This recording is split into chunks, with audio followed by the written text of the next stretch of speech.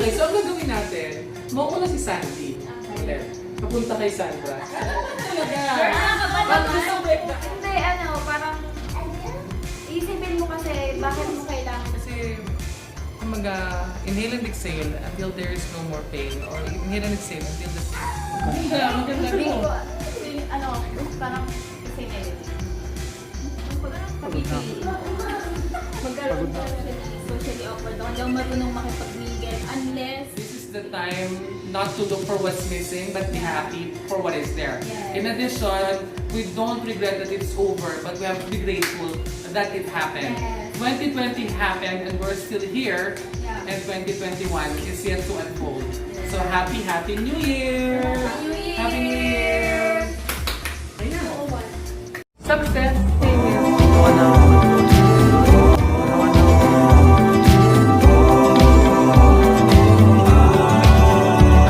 Oh, I'm just in the restroom. Hey, sir.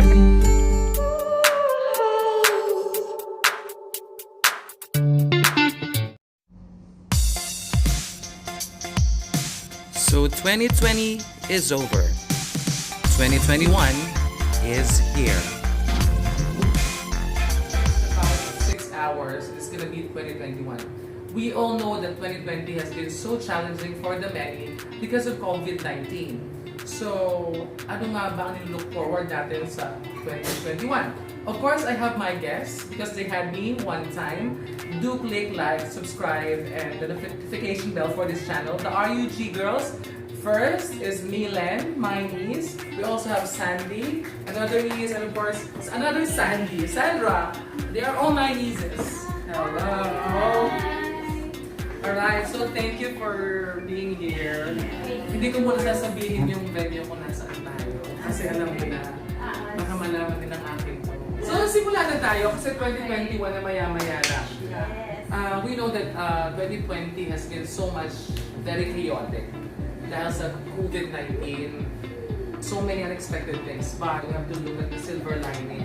So if there was something really good that happened to you in 2020, what was it? So unahin na natin, si Milen. Yes, station. Tama ba? Mas pwede natin makapag-isip pa tayo. Station pala ito. Mamaya, hindi na kayo makakapag-isip.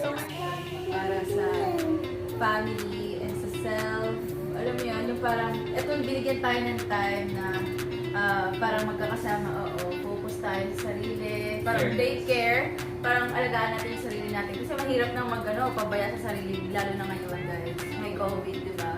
So yun yung natutunan ko, lalo na ngayon, nakasama ko pa yung family ko, di mas masaya, kami ngayon, to take care natin sa sarili. Para naman ibang tao yung family niya. no? Ayan. Sama-sama lang tayo dito. Pero hindi naman tayo na isa. Ayan. Sobrang sakto Iba niya yung naisip ko pag mga job. Kasi ito Ay! yung wala. Iba yun! Alright. Ay, tuwang-tuwa yung camera mo sa Hindi, yun nga. Sobrang sakto na yung pagdating niya sa akin. Kasi diba, nag-lockdown, halos lahat ng kapatid ko talaga, nag-stop yung mga income nila. So, nung naiwan yung sweldo ko, sakto sa Iyak na yun. Dahil yun talaga sobrang blessing ka na yung job na yun sa akin. Kasi unexpected na blessing sa akin. Yun nga, may job pa rin ako. Super blessed. Thank you. Hindi, thankful ako na may job ako. And of course, yung Thanks to nakapag-invest me. na. Yes. Sa'yo, thank you. Sa akin ba? Kaya ako rin sa'yo. And mas nakapag-invest ako sa sarili ko kasi yung goal ko ng mga 5 years ago, ngayon ko lang siya na-achieve. Yun yung mag-lose ng weight. Oh, in fairness. Diba? Ang tagal ko na talaga goal mo. Pero ngayon na-achieve ko na siya. Mine would be the chance to lose almost everything. Upon losing everything or upon having nothing, there you will find everything. Yes, Diba? yes. I would have not gotten to the highest learning by far in my existence if not for this. So I'm now taking that step to my doctoral. Isang taon na lang siya. And, you know, we're all of our blessings. We all have our silver linings. So, kung may isang question ka sa 2020, ano ba yun? So, unahin natin si Sandra! bakit ganito? Oh, bakit ganito? Kasi parang looking forward talaga ako sa 2020. Kasi di ba, minsan lang yung 2020, parang Yeah, doble-doble. doble-doble. Tapos parang ganito Galing. nangyari. So, para unpredictable tayo. Yes. Ikaw ang susunod. Wow! Presentation talaga. Grabe, Ang tanong kinakabahan ako yun. Susunod natin si Popoy. Ano pa? Oh, Ano? galing. Ano pa? Ano pa yung... Naghahanap pa siya. Hindi. Ano pa bang pasabog? Sana tama na. Kasi hindi na talaga kaya. So, ano pa ba 2020? Ito pa na. Sa akin, paano? Paano tayo, parang paano tayo makakaangat ulit sa ganitong sitwasyon. Alam niyo na nang bumagsak diba, dahil nang nawala. So, paano ba tayo tatayo? Pero syempre, In fairness naman, di ba, no? Ang dami namang tanong, di ba? Bakit? Ano, paano? Pwede naman din susundan natin yan ng kailan.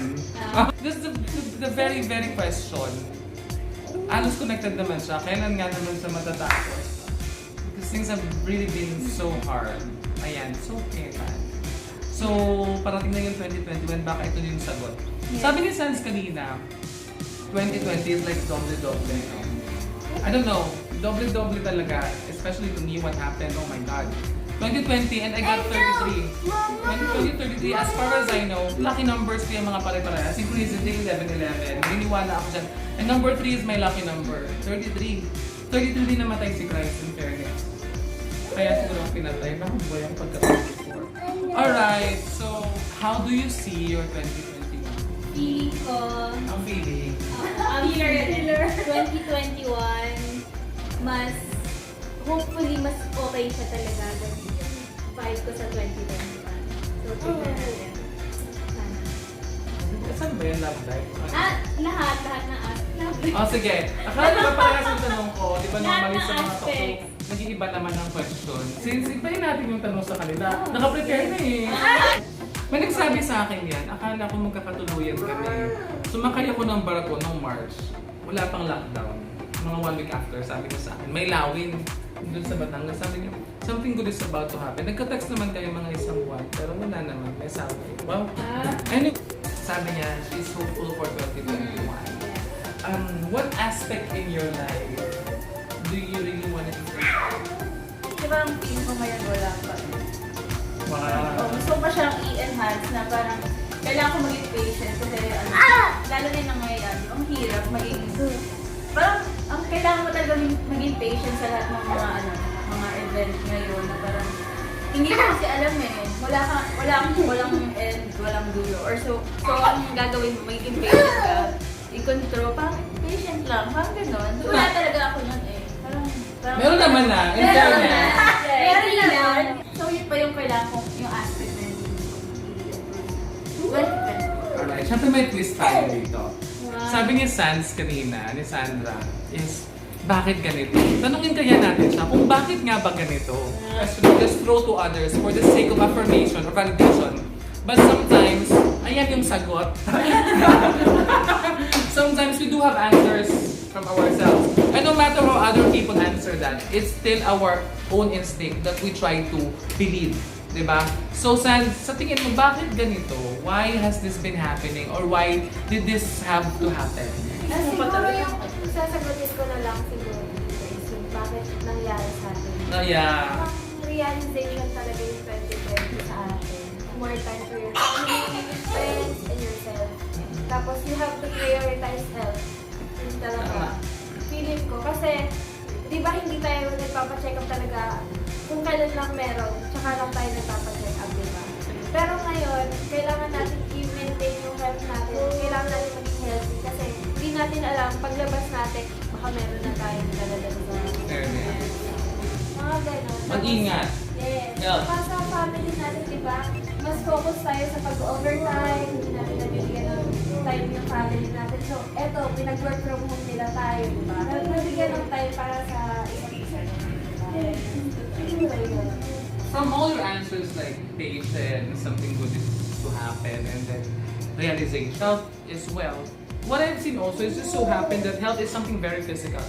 We're afraid of our physical sense, but I always believe, and I have been doing this in everything, that we are actually spirits just experiencing human life, or spirits having human experience.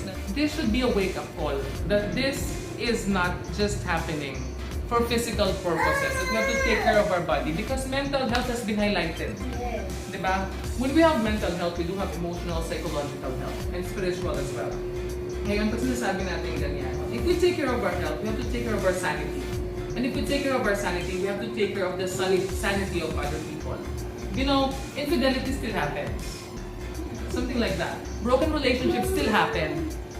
And a lot of emotional issues are still happening. If only these two are like the virus, if only we see that at that lens, I don't think COVID-19 would still happen. Kasi kung isipin mo, yung COVID-19, nangyari yan across the battles of countries na kailangan mas mataas yung ekonomiya ng ganun lang naman eh. It's a battle of pride, and pride is all about emotions. And if these insecurities can be eradicated, then this could not happen.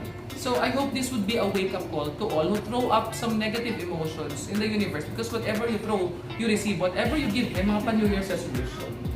Naniniwala pa ba kayo dyan? And if you do you have any? Yes. Kasi, parang yung age natin ngayon, parang mas magagawa na natin siya eh, di ba? Ako naman, ang resolution ko naman palagi is to save more, di ba? Kasi di ba, hindi mo expected... Napaka-family-oriented. Hindi mo expected yung expenses ngayon, especially pag hospitalize yung family member mo, di ba? Hindi mo na talaga alam kung anong pwede mangyari, kung kailan, di ba? So, dapat lagi na talagang ready yung finances. Yan lang. What about you, Bido? Yung pa din. Kasi nga, parang patience. Mas maging patient.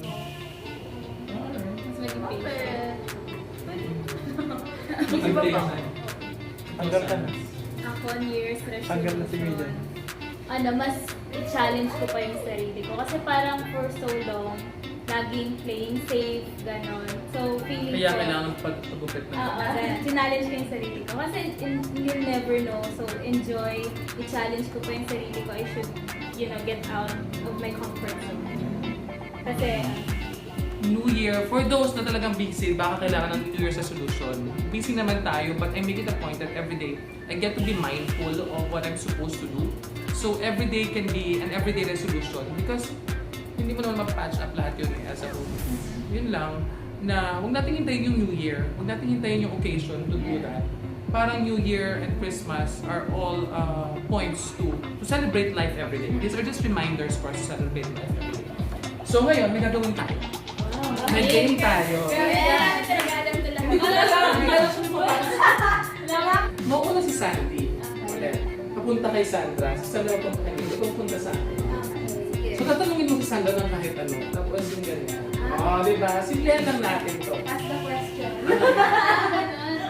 Yan. Kahit ano Kahit ano talaga. But just to break the ice. Diba ayos? ginagawa mo para mas mapahaba pa yung patience mo. Kasi, Ano yan na? sa lahat, syempre may baby ka, may partner ka. Naloka sa bako niya. Oo, yan. Madami kang problem. Isipin mo kasi bakit mo kailangan ng patience, diba? Kasi kung mawalan ka ng patience, anong mangyayari? Yun yung unang-una ko nang iniisip ngayon. So, ako, hingang malalim talaga, nakakatulong. Binibinihan muna, ganyan. Yung parang magbigay ka muna ng space. Ayan. Tapos, hinga, pray. Tapos, alamin mo yung sarili mo. Ang ginagawa ko na talaga ako ng Big Bang. The Big Bang Theory lang, guys. Yan lang pag good vibes lang. Isipin mo yung good vibes, okay ka na. Alam mo yun, maganda yun eh. Yung hinga, malalim, it's really okay. Yung sabi nga nila, magbilang ka doon ng 100 o 1,000 hanggang mawala na yung galit mo or whatever you feel. That really helps. Especially, anong purpose nun, no? Kasi, minsan may ito-throw ka. Whenever you are at the heights of emotion, happy or sad, may magagawa kang hindi maganda. So, when you become really impatient, nagiging impatient lang naman tayo because of frustration. Yun yung first emotion na frustrate ka. It's not the first thing. Or pain. It's not the first thing. So you become impatient kasi paulit-ulit siyang nangyayari. Diba? Yun yan eh. We become impatient because paulit-ulit siyang nangyayari. And when you become impatient, what you just have to do yun. Embrace mo yung pain na yun. Yung parehas. Not the impatience, but the first emotion kung ba't ka naging impatient. Either frustration, pain, or whatever that may be. Kasi we just become impatient as well. Because we always look at things na baka endpoint na to lagi. It's not the end of the world after all. Tsaka dito kasi, after nun, pag nag-burst ka talaga, parang magre-regret ka lang eh. Sa nasabihin mo, sa gagawin mo. Kaya parang anong sense, diba? Tama. So dahil sumagot na siya, ibigyan natin kay Sandra, pabigyan na kanila. Ready ka na ba? Siyempre hindi. Wala Wala ka ka na na to. Ikaw ready ka ba sa question mo? Okay na, paano ka kung talaga magpapalala sa akin? Ata, ready ka na ba na i-open yung heart mo? Tingnan Kasi mo. parang ang close niya talaga ngayon, parang napansin ko. Paano pag may nagparamdam sa'yo? Oy, ano? Kaya na ba? Sige yun. Parang, nahirapan ako kasi may nangyari sa parang dati. Parang sobrang nakaka-traumatize lang siya. Natrauma ka ba talaga? Hindi, meron kasi hindi, secret lang kasi ako. So, parang nasa akin lang. Hindi ako pala yun eh. So, parang ngayon, parang hindi ko pa kayang mag-open ulit. Dahil sa sobrang nangyari na yun na parang wala akong matras. Ganun. Tapos, parang, ang iniisip ko na lang muna, parang focus ko lang sa studies. Yun na lang. Kasi parang ayoko na talaga. Parang, ngayon, siguro ayoko pa. Ang bata mo naman nung 16 ka lang noon. Hindi, okay lang din. Siguro na naman yan na. Parang, Maganda kaya yun. parang, oo. Hirap focus. Hirap. Talaga? Or tita, genuinely happy ka naman. No. O di ba ang bilis ng mga Pansinin niyo, ready ako sa mga questions. But no matter how ready you are, there's no such thing as ready. Everything is ambush eh. Life is not rehearsed. So it just happens. Ano yung tanong mo ulit? Genuinely happy. Ayun. I was ready to answer the question, pero to apply is hard, you know? Parang ang lakas kong sumagot. But that's important also, na alam mo yung sagot. Kasi from there, what you think you become. Diba? So if I am really genuinely happy, I'm not. And this is what I want to teach the youngs, no? We chase happiness, and if it's chased, it doesn't really happen. Alam mo yun, kasi kung may kulang, ito yung criteria mo ng happiness. Kung kulang ng isa, hindi ka na happy. So, when you say enjoy life, it doesn't mean you're smiling. It doesn't mean you have to be partying. Enjoy is synonymous to the word savor. And when you say savor, you just have to embrace every emotion. Happiness is just part of you being a human. So when it's painful, it's painful. There's still pain. When it's frustrating, it's frustrating. When you're sad, you're sad. And from there, I would say I'm not genuinely happy, but I'm sure I'm genuinely resilient. And resilience is something we have to be. Resilience is something we have to have rather. Or being resilient is something that we have to be. Kumbaga, kaya nga tinuturuan tayo, kahit anong course mo, there must be contingency plans. Because not everything that you plan come into play. So whatever happens, you're just there. Alam mo yung gagawin mo. So I'm already there. I am not very happy. This is my most chaotic point, but I am at my strongest point. Because may rason lahat yan. You just have to be embraced. Sometimes ang kulang lang para maging happy is to embrace it. Because there's nothing you would let go if you don't embrace it. Baka dininay mo yung pain. Pag tinanong mo bakit ka pa rin iniwan, wala nang rason doon, iniwan ka na eh. Yun pala talaga. Baka ganun yun, di ba? Bakit mo na-fail itong exam na to? Bakit mo hindi nakuha yung job na ito? Bakit? Because it's just what it is. No what ifs. You have done what was. So you don't deal with what ifs. It was what was already. You just have to be what is. What you are now, you lost it. So what you are now, you have lost it. And then so be it. What is next? Personality development. Ngayong mas maging sociable. Kasi ang awkward ko talaga socially awkward ako. Hindi ako marunong makipag-mingle unless kilala na talaga kita. Matagal ako mag-warm. So, ang gusto ko, mas ma-develop yung pagiging sociable ko. Kasi, yun nga, as part of my resolution, gusto kong magpapas ng comfort zone ko. Kaya uwi ka ron doon. Oo, kasi kasi gusto ko lumabas ng comfort zone ko. Kasi parang laging playing safe, ganon. So, mag-risk naman tayo ngayon. Wow, gayo. Yes. So ngayon naman, ipunta tayo sa last part, which is greeting our audience. Si Bert. Kaisan na lang. Saan si Ninya, si Anya, and si Nabobo. Bert. Happy New Year, guys. See you soon. Happy New Year, Mama, Papa, sa buong family ko, Family Amaro. Hi din sa mga workmates ko. BIR Salamat ba? sa support. Yes, BIR ka lang ba? Hello! Happy New Year! Corazons. Shoutout sa aking Ritpo family, sa mga taga-OG Romblon. See you guys and subscribers ng RUG. Yeah. Hi guys! Happy 400 subs! Thank you! And sa family ko, G's. Hi! G's! The G's. The G's, yes! Alright, so it's been a wonderful episode of New Normal Official with RUG! Alright, tingnan niyo po yung panoorin niyo rin yung anong title ng atin? Yung mga ipagpapahay, yung subscribe their channel. At sa mga subscribers ni Dear kasi, diba? Subscribers ni RUG, subscribe to my channel, New Normal Official. Yes! So if I were to go shout out, hello to all my subscribers there. My team OG in Romblon. Happy New Year, Nene. Happy New Year and the rest of the family. Si Nanti Weng, I have to mention. Si Sansan, tsaka si Nidia. Tita Kap! Ay, Tita! Sayang di ka nakauwi. So everybody there, just hang on. Maging happy. Pag hindi happy, edi wag maging happy. Kung anong meron, yun na yun. Sabi nga nila, this is the time not to look for what's missing, but be happy for what is there. Yes. In addition, we don't regret that it's over, but we have to be grateful that it happened. Yes. 2020 happened and we're still here, Yeah. and 2021 is yet to unfold. So happy New Year! Happy New Year! Happy New Year!